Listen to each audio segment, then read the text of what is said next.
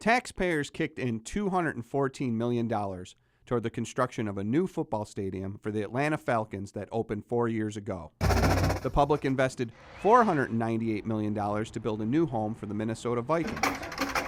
Hotel taxes totaling $750 million were pledged to build a stadium to lure the Raiders from Oakland to Las Vegas. 5 NFL stadiums have been built in the past decade.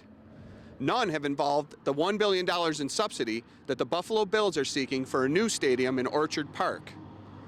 Only the Las Vegas deal comes even close.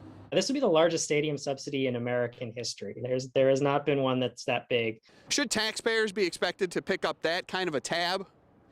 And where would local and state governments come up with that kind of cash? A state study determined the bills generate about $27 million a year in tax revenue. About 2/3 of that money comes from state income taxes paid by players and other team staff. Timothy Noonan, an attorney who handles taxes for some Bills players, said income taxes extend to visiting players as well.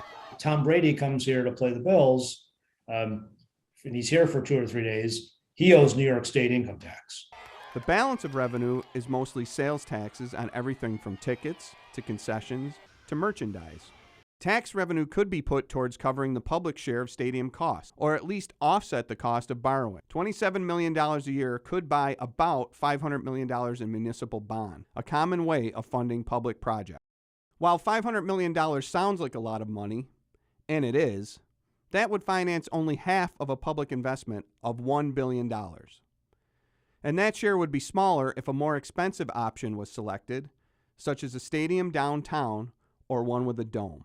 Other cities have come up with the cash by raising a variety of taxes. Taxes on hotel rooms are a favorite, but usually in cities like Las Vegas that are more of a tourist destination than Western New York.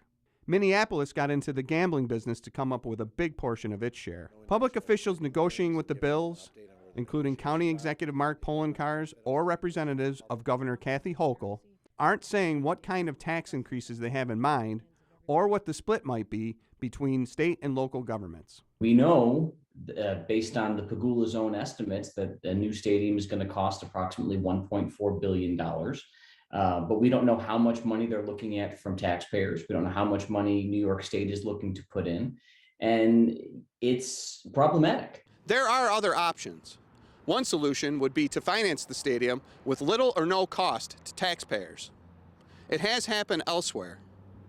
Public funds accounted for just a small percentage of the construction of the 49ers Stadium. And in Los Angeles, the home of the Rams and the Chargers was built exclusively with private funds. For Channel 2 News, I'm Mark Scheer with Investigative Post.